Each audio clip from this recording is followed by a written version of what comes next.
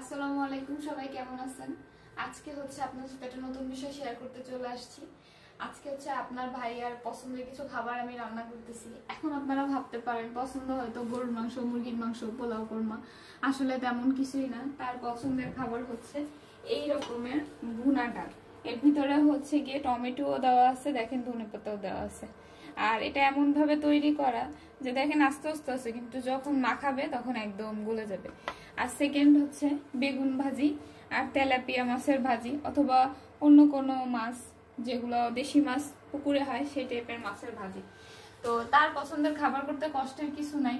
কিন্তু আমি ছোটবেলায় কি ভাবতাম জানেন, যে মানুষের পছন্দ হয়তো গরুর মাংস, মুরগির মাংস, তার আরেকটা পছন্দের খাবার হচ্ছে আলু ভাজি, মানে পুরা পুরা করে আলু ভাজি হবে, তারপরে ডাল হবে, অথবা আলু ভর্তা, ডিম ভাজি, এগুলো তার পছন্দের খাবার। আসলে মানুষের পছন্দের খাবার যে অনেক দামি তা কিন্তু না। অল্প জিনিসই খুব সুন্দর করে মজার করে রান্না করলে সেটাই পছন্দের হয়ে যায়। আর এসব ছোটখাটো জিনিস যদি আমরা করি না, তাহলে দেখবেন কি যে আমার মতো যারা আছেন আপুরা, ভাইয়াদের সাথে খুব ভালো সম্পর্ক হবে। আর এই যেটা করতেছি সেটা হচ্ছে আগে মাছটা ভেজে নিচ্ছি, যেহেতু তেল বেশি তার খাওয়া ঠিক না।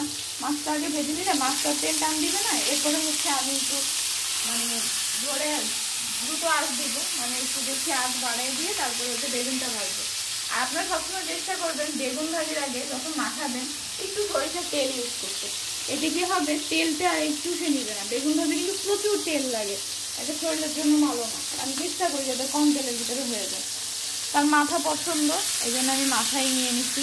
আর ছেলের জন্য মাছ, আমার জন্য মাথা। তো সবাই ভালো থাকবেন। কে কে বাসায় এরকম ঝটপট প্রিয় মানুষের জন্য পছন্দের খাবার তৈরি করেন, এরকম আলু ভর্তা, ডাল, কমেন্ট করতে অবশ্যই ভুলবেন না। Thank you.